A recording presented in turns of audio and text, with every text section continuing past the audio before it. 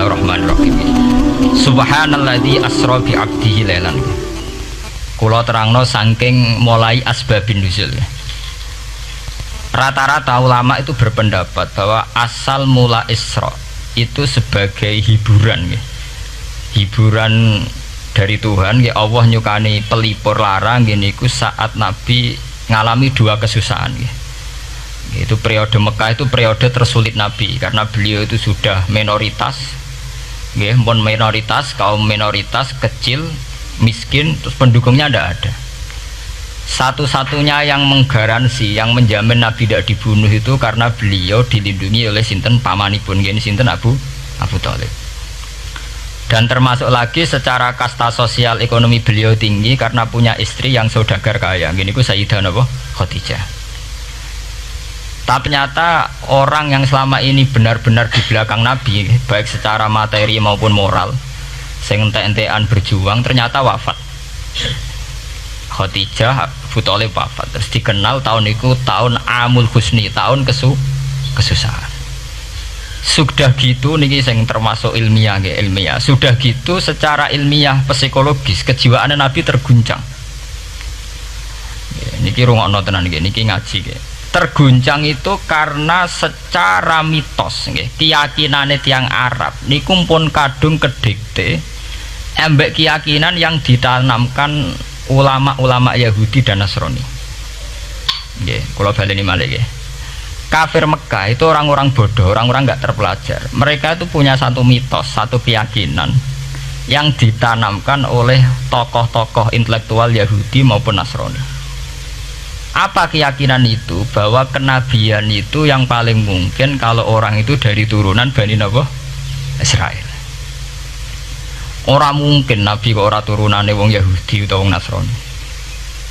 Sehingga ketika Nabi mendakwahkan diri sebagai Nabi, mereka bilang antakulu innama unzilal kitabu ala ta'ifataini min qablina. Nak jenenge wahyu harus tidak jauh-jauh sangka turunan-turunan Yahudi. Sebab itu banyak cerita di Quran, cerita konsultasi tiang kafir Mekah nggih, pada tokoh-tokoh Yahudi. Setelah konsultasi ya disesatkan, orang mungkin Nabi kok nemu ummiyin, mung bintu-bintu untuk napa? Wahyu. Padha-padha dadi nabi rak kita, ora Muhammad. Ini kalau cerita sejarah gitu. Sehingga saat Nabi ngaku Nabi, niku kayak sudah jadi mitos, Nabi itu tidak boleh jauh-jauh dari Palestina. Karena Nabi Ibrahim orang Palestina, Nabi Isa orang Palestina, Yahya Zakaria juga orang Palestina, Nabi Musa juga orang Palestina. Semuanya itu tidak jauh-jauh dari komunitas Baitul Aqsa. Gini ku masjid Baitul Maqdis atau Baitul Muqaddas. Lah itu wong kafir pinter, saking kepengen nyudutno Nabi Muhammad itu sampai Nabi mesti ning Palestina, ya mesti roh cerita-ceritane Nabi ning Palestina. Lah kowe apa tau roh Palestina? Setelah kok detail-detail. Nak kowe pancen roh iku pintu masjid ning Palestina Baitul Aqsa jumlahe piro? Terus madhepe ning ndi wae. Jadi bahwa Nabi ngeklaim diri sebagai Nabi yang bisa membaca malakutas samawati, baca alam-alam gaib. Niku dites nak iso tenan saiki aku takok jumlahe pintu Baitul Maqdis piro. Nah, ini peringatan kangge santri-santri bahwa semua Nabi itu di luar dites fisik. Artinya zaman Nabi sholat di masjid kayak teletong unta terus disiksa Abu Jahal itu hanya ujian-ujian fisik. Tapi di luar itu sebetulnya Nabi juga mengalami ujian-ujian intelektual. Ya kayak cerita-cerita di hadis Sahih, Nabi itu sering didatangi orang Yahudi ditanya, "Mat, saya punya 5 pertanyaan. Yang tahu itu hanya Nabi. Kalau kamu bisa jawab ya Nabi, kalau enggak ya tidak Nabi." Termasuk takokane, apa pertama yang dimakan ahli jannah saat masuk surga? Kok aneh-aneh. Terus kenapa anak itu kok kadang mirip bapaknya, mirip ibunya? So kok aneh-aneh. Dan itu berlanjut terus sampai Nabi di periode Madinah. Nah sebab itu Nabi itu secara intelektual itu diasah Tuhan lewat proses Isra, di mana Nabi saat itu secara fasih bisa menjawab jumlah pintu Masjid Aqsa sekian, perilaku Nabi Musa begini, wajahnya Nabi Musa begini, wajahnya Nabi Ibrahim begini. Sampai di hati-hati Sahih Nabi bisa menjelaskan detail. Nabi Musa itu rambutnya kayak ini, wajahnya kayak ini, ada mutiwal. Itu detail sekali Nabi. Sebab itu di sini diterangkan oleh Imam Suyuti, peristiwa Isra adalah peristiwa di mana Nabi berjumpa para sinten Nabi. Itu asal usulnya kenapa? Karena sudah kayak menjadi mitos, Nabi itu tidak boleh jauh-jauh dari tradisi Yahudi, tradisi Palestina. Paham ben sampean roh asal usulnya. Tapi kemudian asal usul itu sebetulnya hanya sementara, hanya permainan politik. Mau sampean ben roh sejarah, permainan politik, manipulasi politik. Sebetulnya Nabi itu ya tidak jauh-jauh dari beliau adalah keturunan Israel. Israel itu bukan menunjuk sebuah negara loh, sampean pun salah paham. Israel dalam bahasa Quran itu menunjuk auladi Yakub. Israel menjadi negara kan baru kemarin setelah diberi kemerdekaan Inggris, paham ya? Israel sebagai negara kan baru apa? Kemarin. Sehingga istilah Israel di Quran maupun di hadis adalah menunjuk auladi Yakub. So intinya di antara anak Nabi Yakub ono jenenge Yahuda. Yahuda di turunan-turunan itu Bani Yahuda niku diarani Bani napa? Israel. Ternyata setelah dirunut Nabi Muhammad itu tidak beda jauh dengan keluarga Israel, karena Nabi adalah turunannya Nabi sinten Ibrahim. Okay. Nabi Ibrahim niku gada putra kalih sing gada turunan gini ku Ishak kalian Ismail. Ismail kalian Nabi Ibrahim disalap teng Mekah. Gini ku sing disebut Quran inni askantu min dzurriyyati biwatin ghairi dzi sar'in inda baitikal muharram. Terus saking Nabi Ismail nurun-nurun ngantos Sayyid Adnan. Ya, mulane nak teng berjanji disebut wa adnanu bila raibin intadzabil ulumin nasabiyya ila dzabihi Ismail nisbatuhu wa muntama. Secara teori ilmu nasab Sayyid Adnan jelas-jelas wa adnanu bila raibin intadzabil ulumin nasabiyya ila dzabihi Ismail nisbatuhu wa muntama. Tapi yang menjadi masalah yaitu tadi saya sudah bilang seakan-akan Nabi Muhammad itu orang yang benar-benar berbeda dari dinasti itu, dari keturunan itu. Karena orang Yahudi, orang kafir Mekah di kepentingan menggagalkan kenabian Muhammad, sehingga dilecehno Muhammad bin Abi Kabsah. Oh Muhammad yang cilik di rumah tukangan wedes. Jadi gue nak seneng kiai kan inna akramakum indawi atqakum. Cek Ben Karlan, cek Karmin pokoknya takwa ya kiai. Tapi nak lagi gedeng kiai iku kan anake Karlan kok kakean tingkah. Lah dhisik wong Mekah ya ngoten niku. Jadi nak muni Muhammad bin Abdullah bin Abdul Muthalib cek terhormat. Mereka adalah orang-orang bangsawan di seputarku Quraisy. Nabi itu kastane Quraisy. Jadi kalau Muhammad bin Abdullah bin Abdul Muthalib cek ketok terhormat. Wong kafir pinter nang istilahna ora Muhammad bin Abdullah. Muhammad bin Abi Kabsah. Mergo cilike Nabi tau dirumat cara kene ya Karlan ning penjara desa. Mulane Nabi tau angon wedhus mergo tau de bapak angkat sing tukang napa? Wedhus. Lah wong Mekah pinter dididik wong Yahudi. Kuwi nek istilahna aja Muhammad bin Abdullah bin Abdul Muthalib iku cek kekerenan terlalu napa? Keren. Jadi Muhammad bin Ibnu Abi Kabsah. Di wong nak seneng Pak Harto kan Soeharto jenderal besar. Nek sing gedeng wong kemusuk kan repot ya. Oh, terus nyebut desa asli ini asal nek seneng bupati ya jadi bupati orang nomor 1 di Bojonegoro. Nak gedeng golekno asal usule. Sing ngoten mun sunatullah mulai riyen sampai kiamat ya. Sunatullah ilati qad khalas napa? Mengkopel. Walanta jadi sunnatil lain napa? Tabdila. Ya akan begitu.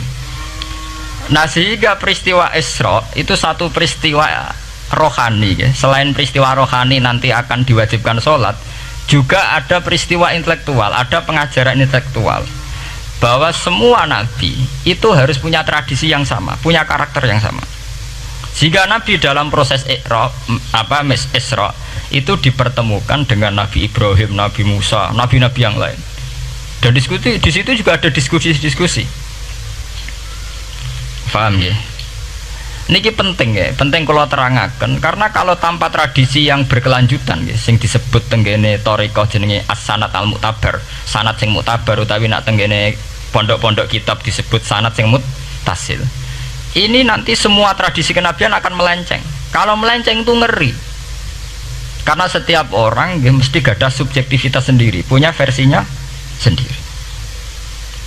Sehingga semua nabi harus model istilah politik itu punya platform yang sama, punya karakter yang sama, punya model yang apa? Sama.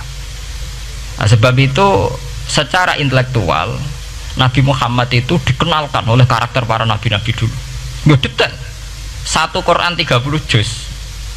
Andai kan sampai hafal Quran, sampai ngurunut sejarah, coba kita ini kan kadung dibentuk, artinya kita ini ya alhamdulillah sudah kadung kebentuk, tahu sejarah para nabi.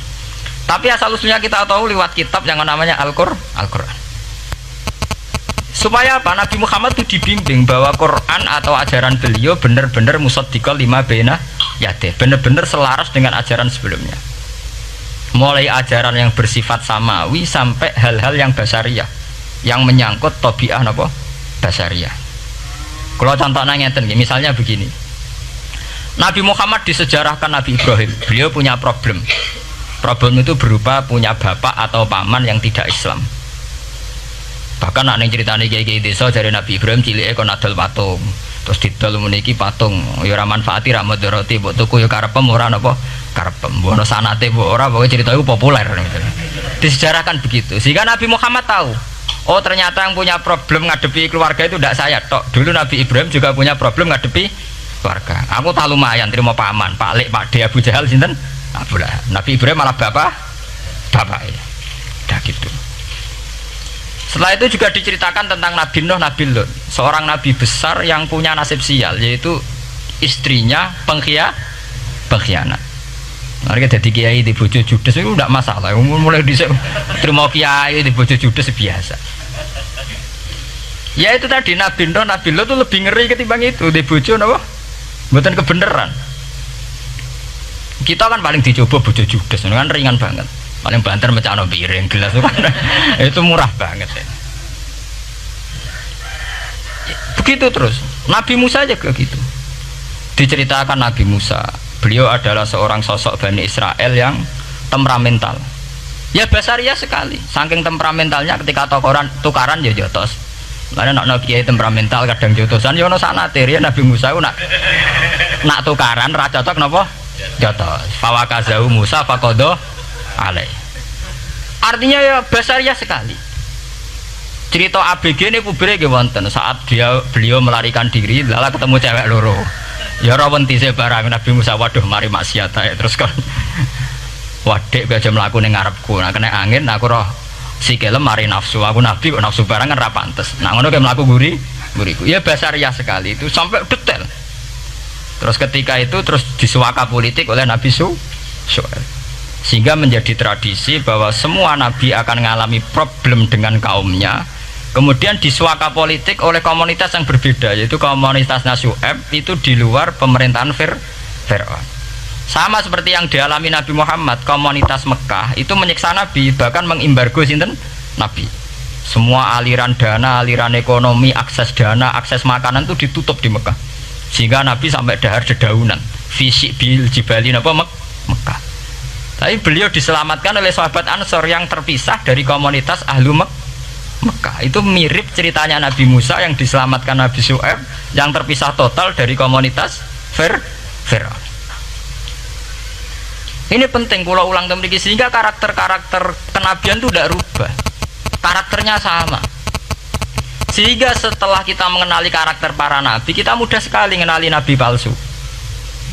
Paham ya? Mulane kalau nabi palsu paling seneng musodek, ketara palsune. Lah sing repot sing ora ketara, mergo jenenge Ahmad. Ahmad Muhammad tak mirip. Mulane nek kowe di jeneng supaya ora aku nabi jenengno Kartolo. Mergo nek Ahmad bin Gulam ra jenenge Ahmad. Ana terkenal nabi nek ra jenenge Muhammad utawa napa? Ahmad. Mulane Ahmad bin Gulam pas ngaku nabi pengaruhnya gede mergo mirip. Mulane kula wingi takoki mahasiswa Jogja, Gus, cara jenengan jeneng Jawa mbek Arab apa iki? Nak trene akeh nabi palsu apik Jawa lah Kartolo. Karena secara kriteria kenabian ndak akan masuk. Nek anak jenenge Kartolo atau Karmin itu ndak akan masuk kriteria wong sing bakal dadi nabi. Lah anak jenenge Ahmad tak mirip-mirip nabi. Oh Ahmad Hulam bin Mirza wani ngaku nabi mergo jenenge Ahmad. Musaddiq ya mergo musaddiqal lima bena ya teh. Lah anak Kartolo, Karmin, Karlan agak ono. Mulane saiki sing jenenge Jawa kudu syukur. Akan terbebas dari mengaku napa? Nabi. Lho syukur kan gak akan salah kan? Di barokah sampean jeneng Jawa orang-orang ngaku napa? Nabi. Selamat. Kudu syukur. Paham ya? Ndak apa-apa, itu harus dinikmati. Ya itu tadi ya, karena Nabi itu punya karakter yang sama, punya tradisi yang sama, yang mirip-mirip. Itu kenapa Quran berkali-kali menceritakan sisi-sisi kenabian Nabi di luar Nabi Muhammad. Karena biar karakter Nabi Muhammad terbentuk, ya, terbentuk dengan karakter Nabi sebelumnya, tidak melenceng. Kemudian tuh ditiru oleh ulama kita. Kita punya guru, guru punya guru lagi, punya tradisi yang sama. Nak mulang kudu istiqomah, santri loro lah kudu diulang. Nah, sedati kiai aja mau pat ijo nak roh dhuwit. Wis pokoke dilatih.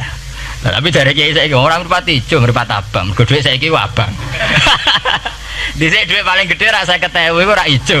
Lah saiki 100.000 abang. Dadi saiki nak nasihati nak roh dhuwit aja mripate abang. Mergo ijo wis gak akeh saiki. Paham napa? Kena akal-akalan ngoten jan repot. Tugare kula di santri dablek nek di bojo aja moro tangan. Kula mboten moro tangan, kula saduk, moro sikil. Kena anekdot ngono rusak. Adu-adu ning bojone. Bojone loro, bareng bojone ngowak. Kowe jare rabi Pak ning njaba, bojone jare loro fitnah, Dik. Sing bener telu. Ayo kan repot. Ketemu cangkem elek rusak kabeh. Fitnah udah nak loro. Sing bener apa? Telu.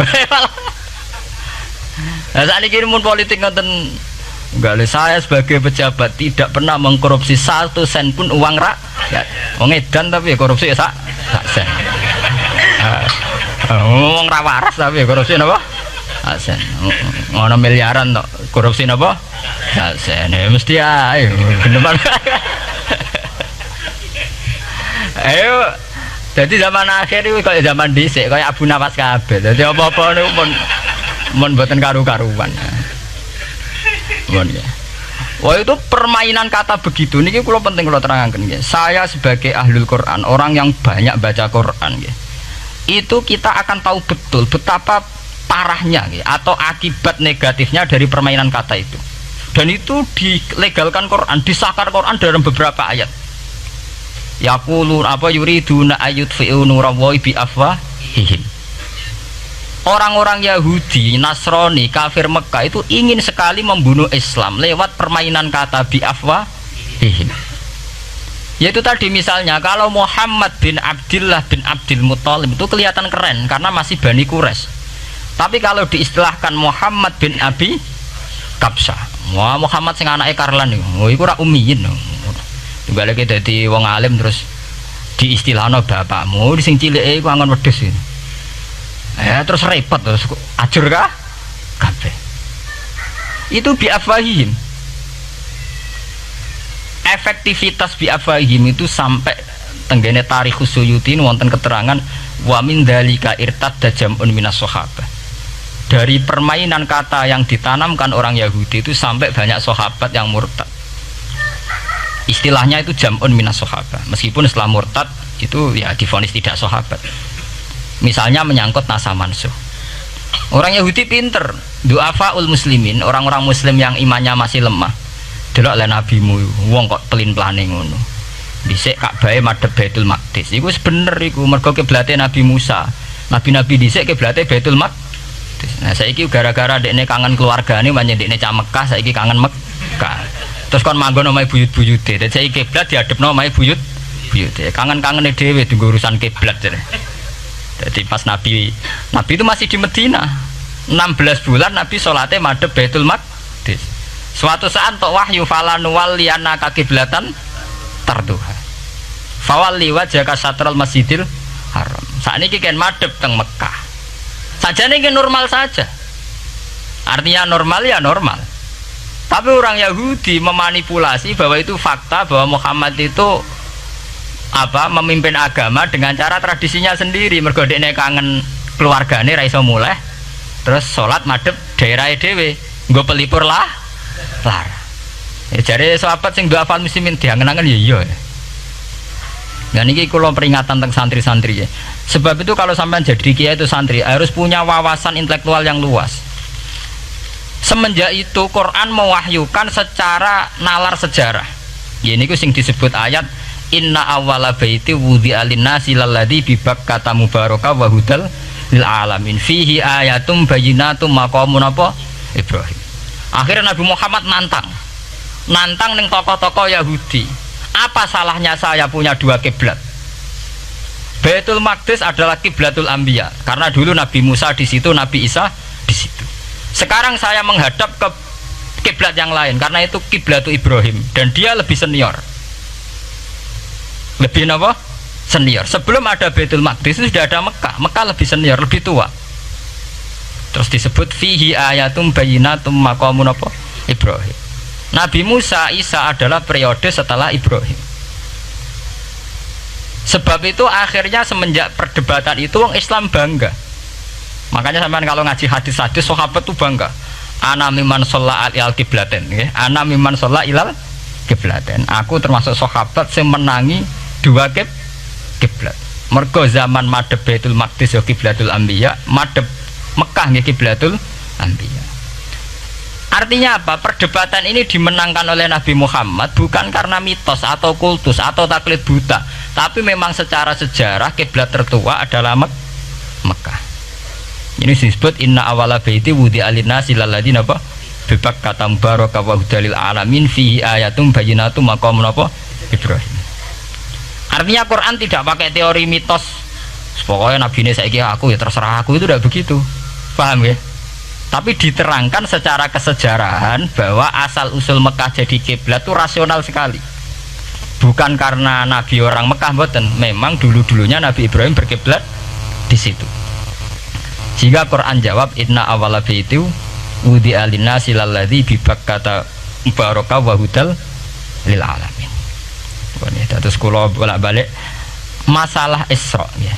Niku masalah-masalah yang selain pelipur rarar itu ada petualangan intelektual, petualangan ilmiah, di mana Nabi Muhammad diperkenalkan oleh Allah, ya, diperkenalkan watak para nabi, pilihan hidup para nabi, bahkan tradisi-tradisi para nabi. Sehingga mangke teng hadis sahih wonten keterangan saat Nabi nyancang atau menambatkan khimar atau buruk itu ya di batu yang dulu dipakai para nabi untuk nyancang nopo khimar. Jadi tradisi itu dimulai dari barang-barang sepele. Carane nyancang buruk we nabi mirip sama dengan nabi-nabi yang apa dulu. Terus memulainya Mi'raj juga sama dengan nabi-nabi dulu. Mohon niku sing secara ilmiah tarikhiyah. Saat ini sing menyangkut akidah firqah fil Islam. Nah, ini kalau terang. Menurut ahli sunnah, orang yang mengingkari Isra itu kafir. Ya kafir karena dzikra fil Quran. Ya. Isra itu dzikra fil Quran. Makanya tadi saya jarang sekali pakai bahasa Mi'raj. Ya, tapi nak teng Indonesia kadung menang merjep peristiwa Isra dan apa Mi'raj. Pokoknya bahasa kadung salah, kadung menangan ya menangan. Kadung istilah Isra dan apa Mi'raj. Sebetulnya yang disepakati ulama itu hanya Isra. Artinya yang memungkiri Isra itu kafir karena dzikra fil Quran. Lah kemudian Mi'raj menurut keyakinan ahli sunnah itu terjadi. Setelah terjadi itu masalahnya biruhi wa jasadihi jami'an ma'an atau biruhi faqat. Nah, kemudian menjadi firqah-firqah yang macam-macam. Ada yang meyakini biruhi wa jasadi, ada yang meyakini biruhi napa faqat. Sampeyan kalau ngaji Al-Kawakibul Lama'ah karangannya Mbah Fadl atau kitab-kitab panduan ahli sunnah yang disahkan oleh NU dulu pas musyawarah besar di Jepang yang dipakai panduan itu dulu yang disahkan itu Al-Kawakibul Lama'ah yang dikarang Mbah Fadl. Itu memang kita termasuk ngikuti yang biruhi wajah sedi. Tapi sebetulnya dalam kelompok yang biruhi fakot itu ada orang keren di dalam dunia ilmiah ini, termasuk Aisyah meyakini biruhi fakot. Tapi itu sudah masalah-masalah kemudian berkembang menjadi di luar masalah firqah, terus menjadi masalah said, masalah pengetahuan. Kalau masalah pengetahuan tentu kita ini terus masalah kan, artinya masalah itu kalau iman diukur dengan akal ya kadang tidak sambung. Wah itu mokal, orang dengan kecepatan sekian pasti hancur. Dan agama ukur dengan akal terus ya repot. Wong dipendem sudah dibualung ya dibualung, dibakas tangi bareng. Jadi sing disoal ora mek rotok kabeh napa? Disoal. Manjen masalah manusa iku masalah-masalah sing ya begitu. Oke. Mpun niku mboten penting. Nah, itu terus kemudian menjadi firqah. Terus kemudian ada hadis-hadis yang menerangkan proses Nabi dialek dengan para nabi. Kayak ketemu Nabi Musa, Nabi Ibrahim, terus Nabi Idris, Nabi Isa, Nabi Musa. Itu terus diterangkan di hadis-hadis sahih. Ini kalau balik tentang keterangan wau, sebetulnya pertemuan-pertemuan ini itu dimaksudkan Nabi biar punya tradisi yang sama dengan nabi-nabi sebelumnya. Karena ini penting ya. Sama nek rasane dadi kiai. Niku kroso banget. Misalnya kita ya, kita akan dididik ala pesantren misalnya. Kita punya kiai-kiai yang punya tradisi. Misalnya nak rawong nakal, wong minum, astagfirullahaladzim, wong kok ngono kan gitu. Ya hanya begitu. Sehingga wis kaya identik angger kiai NU atau amalia NU iku rawani naboki wong sing nyabu. Ya rawani nyaduki wong sing lagi minum. Kemudian itu dianggap satu kekurangan atau apa, walhasil kemudian lahir kayak FPI, orang yang tidak menerima metode itu. Tapi sudah kayak ada janjian tuh begitu, kiai paling anti kemungkaran lah itu. Misal kiai paling kerengo sapa mbok terkenal kerengo. Mereka tidak punya catatan repot bahwa mereka pernah jotosi wong minum. Masih sing sering jotosi santri lah, itu tetap ora tahu ono terkenal jotosi napa? Wong sing mabuk, wong sing minum. Itu sudah kayak tradisi. Dulu zaman Basim Asari Jombang terkenal hijau be abang, yang wabang ya abangan tenan, sing hijau. Tapi tidak ada catatan sejarah kiai jotosan be pemabuk. Ya memang kayak kita sudah punya tradisi nak roh kemungkaran itu menang kalah itu lewat proses bil hikmati wal mau'izatil hasanah.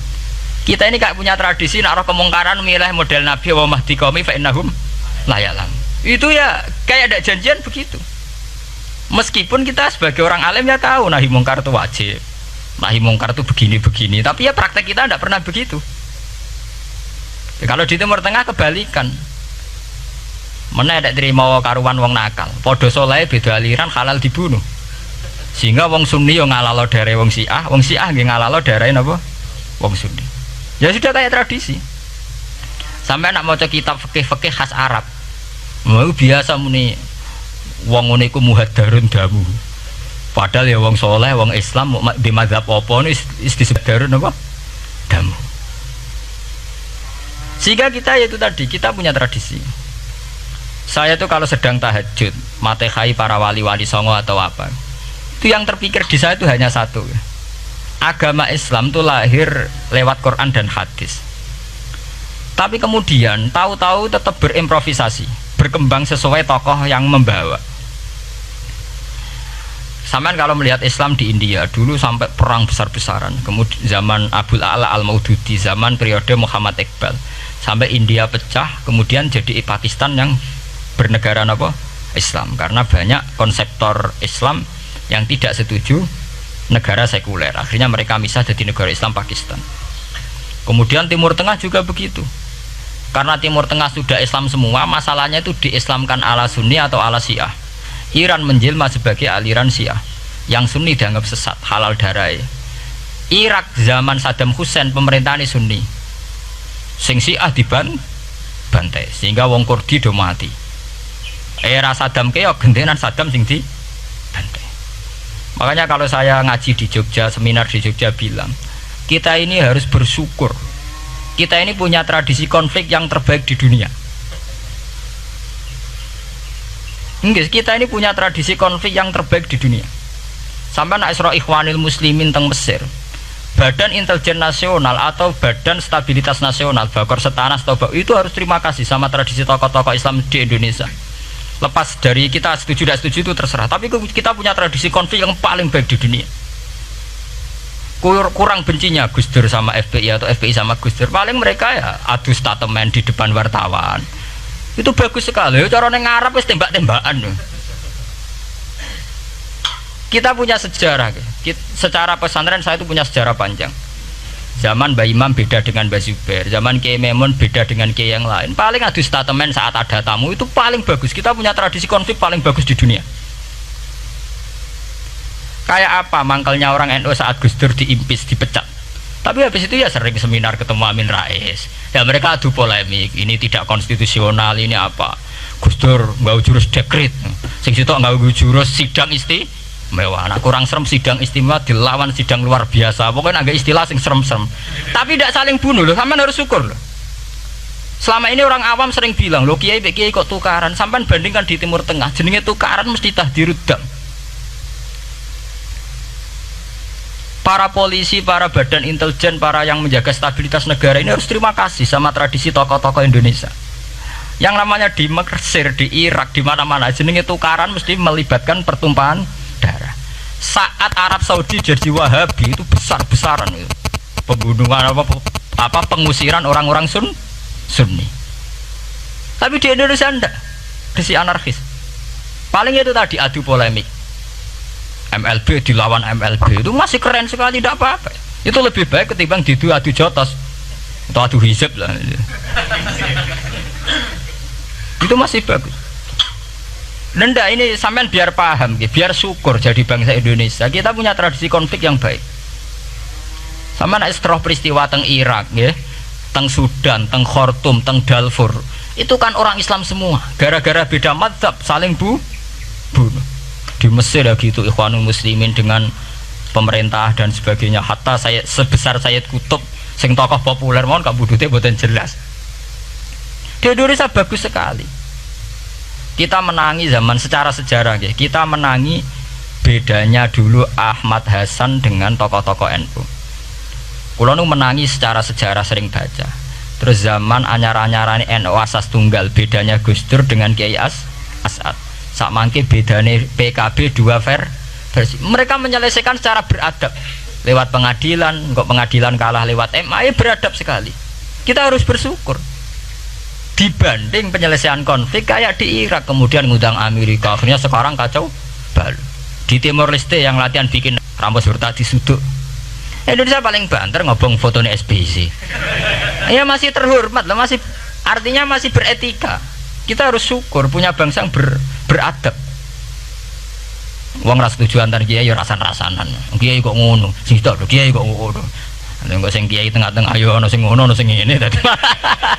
Sing ra melok-melok biasanya terus milih amane, ya ana sing ngono ana sing ngene. Jadi artinya kita yang baik. Saya itu berkali-kali ngaji ya. Sampean kalau sering baca Quran dan menghayati, artinya orang baca Quran pelang-pelang rara karepe menghayati. Saya itu sekarang sesadar-sadarnya, saya masih belajar. Ini jamaah sini harus tahu. Saya hingga detik ini masih belajar. Entah itu lewat belajar baca Jalalain atau belajar merenung maupun belajar lewat yang lain. Quran itu dulu ya sering nyebut begitu itu saya tidak paham. Sekarang tuh saya paham, tambah paham. Misalnya di juz 4 ada istilah ikhwanan. Orang mukmin disuruh ingat peristiwa-peristiwa yang dulu saling kuntum a'daan fa'allafa baina qulubikum fa'asbahtum bi ni'matihi napa ikhwanan. Dulu kamu bermusuh-musuhan yaitu antara kelompok Aus dan Khazraj. Gara-gara barokatul Islam sekarang kamu menjadi ikhwanan. Menjadi bersaudara.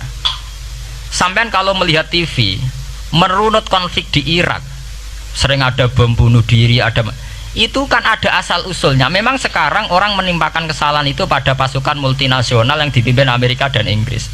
Tapi sebetulnya ada usul-usulnya. Sampai Amerika bisa masuk karena orang Irak tidak ikhwanan. Tidak apa? Yaitu ada Syiah, ada Sunni, mereka saling menikam, saling bunuh. Sehingga karena ada ikhwanan ini pihak ketiga masuk, yaitu tentara multinasional. Makanya saat di Jogja ditanya, cara jenengan sebuti menyangkut Ahmadiyah, menyangkut konflik di Jakarta, saya bilang sekarang setiap orang bikin from apa forum, yaitu baik kalau niatnya baik-baik. Tapi andaikan saya ditanya Tuhan nanti, hak kowe iku kelompok apa? Pokoknya anggar NU atau Muhammadiyah ajak mayoritas, kamu milih salah sitok itu. Bukan karena mau saya oportunis milih yang besar, itu lebih baik, lebih maslahat. Karena kalau setiap orang merasa benar bikin kelompok sendiri akan menjadi kelompok banyak. Dan saat menjadi kelompok banyak, tentu konfliknya lebih tidak terpola. Tidak apa? Terpola. Umpama Hasim tukaran Bedin Samsudin itu terpola. Tapi nak angger wong ngrasa duwe ketua dhewe tidak terpola. Bagaimanapun ikhwanan harus disyukuri. Nggih, dalam kondisi berteman. Sebab itu Nabi sering ngendikan ilzamu jamaahirul muslimin wa man sadza sadzafin. Nah, mbok kamu itu ikut kelompok mayoritas saja. Jamaahirul muslimin cara bahasa netralnya mbok ya kamu itu ikut kelompok mayoritas saja. Karena kalau orang merasa benar kemudian bikin kelompok sendiri itu tidak ada selesainya. Lah aku lah cara nuruti GR sebagai kelompok dhewe. Wong aku ya di umat, di pengaruh sing nyucup wis akeh. Tapi kalau semua orang merasa begitu kan repot nanti. Mursid di kelompok dhewe, tukang toreko di kelompok dhewe, tukang ngaji di kelompok dhewe. Model kitab pirang-pirang sesuk ana jamaah Jalalain, jamaah Muin, jamaah Fathul Wahhab. Nah sing iso ngaji jamaah tahlil, jamaah istighosah. Ora ana bar itu. Saya tuh kalau ditanya di Jogja, meskipun saya kritis, artinya kritis itu mungkin terhadap satu fenomena kita tidak setuju atau Muhammadiyah dalam banyak hal atau satu dua hal, itu tidak menjadi alasan kita untuk tidak mengikuti mainstream. Karena kalau mainstream ini dilanggar, itu kita tidak akan ikhwanan. Dan akibat negatif dari tidak ikhwanan adalah kayak kasus Irak. Iran itu kenapa tidak mudah diserang Amerika padahal punya nuklir? Karena mereka seragam Syiah semua. Itu lebih gampang, lebih susah. Lawan itu apa? Susah. Arab Saudi juga mudah diadu karena karuan seragam Wahabi semua. Kita tidak bicara itu ya akidah. Mungkin kamu bisa debat Wahabi itu benar apa enggak. Tapi karena relatif aman, nggak diacak. Acak. Indonesia juga gitu. Kenapa tidak banyak konflik? Karena orang itu Islamnya kalau udah NU ya Muhammadiyah. Buat cocok cocok, boleh milih. Itu lebih mudah. Ketimbang ada faksi-faksi baru, kemudian stabilitas menjadi tambah kacau. Lalu kalau niku saya loh ya, saya pribadi menghimbau. Melihat ayat itu dihitung Tuhan sampai Allah ngendikan apa if kuntum a'daan fa'allafa baina qulubikum fa asbahtum bi ni'matihi napa. Kekuatan sebuah negara itu bukan karena senjatanya canggih, tapi karena rakyatnya tidak benci.